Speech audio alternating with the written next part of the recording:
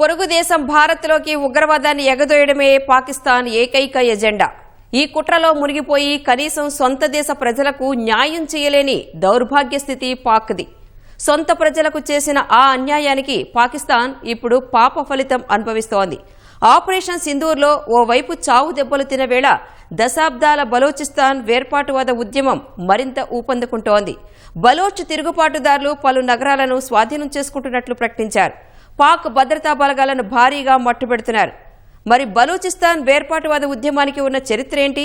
అసలు ఆ ప్రాంతం పాక్లో ఉంటుందా, విడిపోతుందా?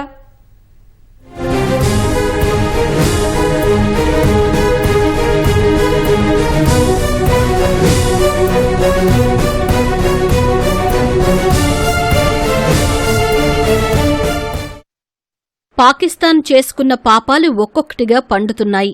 ఆపరేషన్ సింధూర్లో ఓవైపు కోలుకోలేని దెబ్బలు తిని బేలచూపులు చూస్తున్న పాక్ను సమస్యలు ఒక్కొక్కటిగా చుట్టుముడుతున్నాయి. ఉగ్రవాదం మాయలో పడి సొంత ప్రజల అభివృద్ధి సంక్షేమాన్ని పట్టించుకోని పాక్ పాలకులకు తిరుగుబాట్లు కలవరపెడుతున్నాయి. దశాబ్దాలుగా సాగుతున్న బలోచిస్తాన్ వేర్పాటువాద ఉద్యమం ఊపందుకుంటోంది. తమను ప్రత్యేక దేశంగా ప్రకటించాలని డిమాండ్ చేస్తున్న బలోచిస్తాన్ లిబరేషన్ ఆర్మీ బిఎల్ఏ ఉద్యమాన్ని తీవ్రతరం చేసింది. బలోచిస్తాన్ ప్రావిన్స్లో గల కాలత్ జిల్లా మంగోచర్ పట్టణాన్ని స్వాధీనం చేసుకుంటున్నట్లు ప్రకటించింది. మరో 2 ప్రాంతాలను స్వాధీనం చేసుకున్నట్లు సమాచారం. ఈ ప్రాంతాల్లో పాక్ జెండాలను దించి బలోచ్ జెండాలను ఎగురవేసినట్లు తెలిసింది. అంతేకాకుండా బలోచిస్తాన్ వ్యాప్తంగా 39కి పైగా ప్రాంతాల్లో మెరుపు దాడులు చేసింది. ఈ ఆపరేషన్ ఇంకా కొనసాగుతోందని, సైనిక కాన్వాయ్లపై దాడి చేస్తామని బిఎల్ఏ హెచ్చరించింది. ఇప్పటికే పోలీస్ స్టేషన్ను తమ నియంత్రణలోకి తీసుకున్న ఈ సంస్థ కొందరు స్థానిక పోలీసులను బందీలుగా తీసుకున్నట్లు తెలుస్తోంది. సైనికులపై దాడులు చేస్తోంది. భారత దాడుల్లో తీవ్రంగా నష్టపోయి ఉన్న పాక్ను తాజా పరిణామాలు ఉక్కిరిబిక్కిరి చేస్తున్నాయి.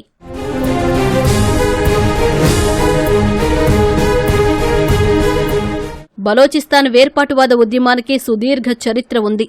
19వ శతాబ్దంలో ఆంగ్లేయులు బలోచిస్తాన్ను బ్రిటిష్ ఇండియాలో విలీనం చేయక ముందు వరకు అది స్వతంత్రంగా సొంత గిరిజన పాలనలో ఉండేది. భారతదేశ విభజన తర్వాత అది పాకిస్తాన్లో భాగమైంది. అప్పటికి కలాట్ కేంద్రంగా అత్యధిక బలోచిస్తాన్ ప్రాంతాన్ని పాలిస్తున్న రాజు మొదట స్వతంత్ర దేశం కోసం డిమాండ్ చేశారు.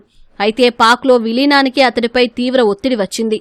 దీన్ని అత్యధిక మంది బలోచిస్తాన్ వాసులు వ్యతిరేకించారు. బలోచ్ వేర్పాటువాదానికి ఇదే పునాది. అప్పట్నుంచి బలోచ్ జాతీయవాదులు పలు సందర్భాల్లో పెద్ద ఎత్తున తిరుగుబాట్లు జరిపారు. పాకిస్తాన్లోని ఇతర ప్రాంతాలతో పోలిస్తే తాము ఆర్థికంగా వెనుకబడ్డామని బలోచ్ వాసుల ఆవేదన.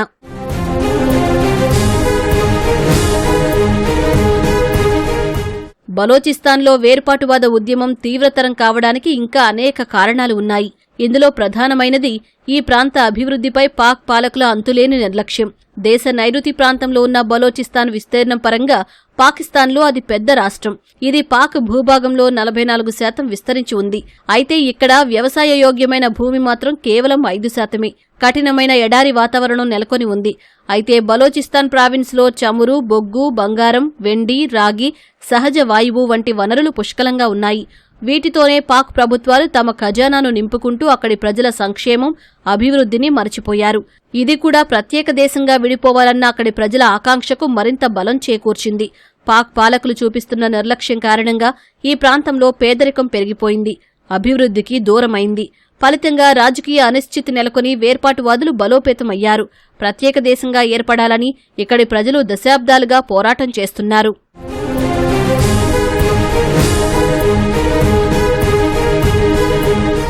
బలోచిస్తాన్ ప్రాంతం గుండా చైనా, పాకిస్తాన్ నడువ సిపెక్ సాగుతూ ఉండడం వివాదానికి మరింత ఆజ్యం పోసింది. ఆర్థిక వృద్ధికి సిపెక్ తోడ్పాటు అందిస్తుందని పాక్ ప్రభుత్వం ఆశిస్తోంది. అయితే తమ సొంత ప్రాంత వనరులను కొల్లగొట్టడానికి ఇది మరో ఎత్తుగడ అని బలోచ్ ప్రజల ఆరోపణ. దీనివల్ల తమ ప్రాంతానికి ఎలాంటి ప్రయోజనం లేదని స్థానికులు భావిస్తున్నారు. సిపెక్కు సంబంధించిన ప్రాజెక్టులు, సిబ్బందిపై, ముఖ్యంగా చైనీయులపై బలోచ్ తిరుగుబాటుల దాడులు అధికమయ్యాయి. సిపెక్లో భాగమైన అరేబియా సముద్రంలోని గ్వాదర్ పోర్టు సైతం బలోచిస్తాన్ ప్రాంతంలోనే ఉంది. బలోచ్ వేర్పాటువాదాన్ని పాక్ పాలకులు ఉక్కుపాదంతో అణచివేస్తూ ఉండడంతో పరిస్థితులు మరింత జటిలంగా మారుతున్నాయి. అమ్నెస్టీ ఇంటర్నేషనల్ ప్రకారం 2011 నుంచి దాదాపు 10,000 మంది బలోచ్ ప్రజలు అదృశ్యమయ్యారు. సరిహద్దు వివాదాల నేపథ్యంలో భారత్తో పాటు పొరుగు దేశాలు బలోచ్ వేర్పాటువాద ముఠాలకు సహకారం అందిస్తున్నాయని పాకిస్తాన్ ఆరోపిస్తోంది. భారత్ దీన్ని ఖండిస్తూ వస్తోంది. బలూచిస్తాన్లో మానవ హక్కుల ఉల్లంఘనపై అంతర్జాతీయ వేదికలపై భారత్ పలుమార్లు ఆందోళన వ్యక్తం చేసింది. ఒకవైపు బలోచ్ ప్రజల నిజమైన సంక్షేమం, వారి సమస్యల గురించి పట్టించుకోకుండా భారత్ను నిందిస్తూ పాక్ ద్వంద్వ ప్రమాణాలను చాటుకుంటోంది. ఇప్పుడు కాకపోతే ఇంకో 10 ఏళ్లలో 10 ఏళ్ళు కాకపోతే 12 ఏళ్లలో బెలూచిస్తాన్ సపరేట్ అవుద్ది. బెలూచిస్తాన్ సపరేట్ అయితే ఆ దేశం ఇంటిగ్రిటీ ఏముంది? పంజాబీస్ మాత్రమే డిక్టేట్ చేస్తారు అక్కడ. కరాచీ సింధ్ పాపులేషన్ ఏం రోల్ లేదు అక్కడ. పఖ్తూన్ నాదన్ పఖ్తూన్ రావల్పిండి అదర్ ఏరియా వాళ్ళకి ఏం కంట్రోల్ లేదు. వాళ్ళ complete Pakistan is controlled by Punjab control చేస్తారు కాబట్టి అందరికి పంజాబ్ మీద కోపం. సో దేశం అనేది ఒక ఇంటిగ్రేషన్ చేయాలంటే విధి విధానం దానికి వేరు. మతం ఒక్కటే ఇంటిగ్రేట్ చేయదు, మతం ఒక్కటి చేయదు. మీ డెమోక్రటిక్ ప్రిన్సిపల్స్ గానీ మీరు ఇంకో రకంగా అనుకోండి.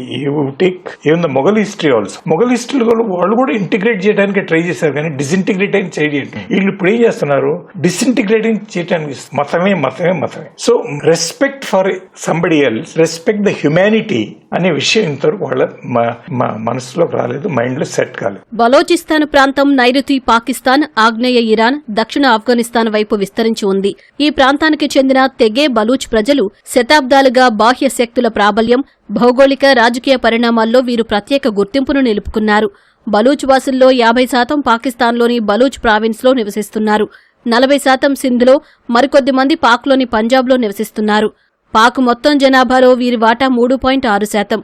ఇరాన్, ఆఫ్ఘాన్ జనాభాలో బలోచ్ ప్రజలు 2% ఉంటారు. కాస్పియన్ సముద్ర తీరం నుంచి ప్రస్తుతం తాము నివాసముంటున్న ప్రాంతాలకు 12వ శతాబ్దంలోనే వచ్చినట్లు బలోచ్ ప్రజలు నమ్ముతారు. వారిలో అత్యధికులు సున్నీ ముస్లింలు.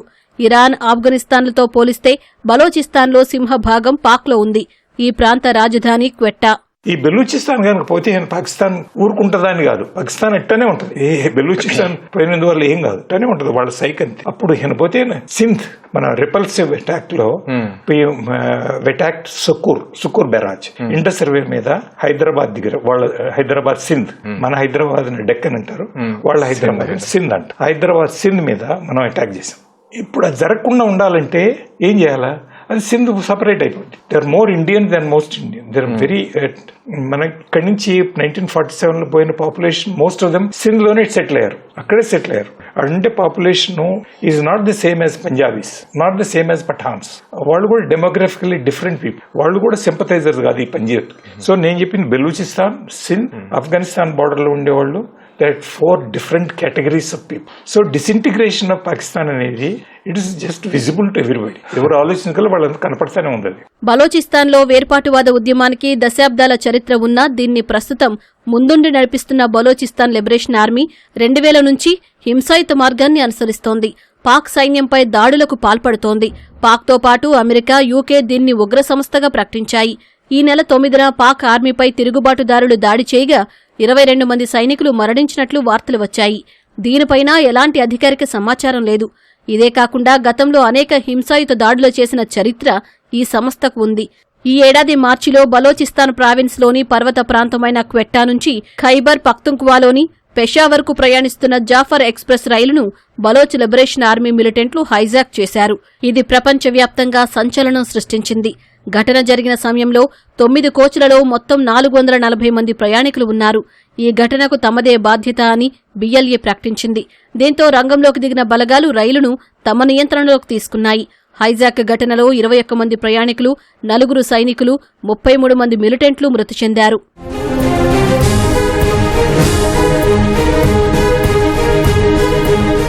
పాకిస్తాన్ ప్రస్తుతం ముప్పేట సమస్యలు చుట్టుముట్టి అల్లాడుతోంది.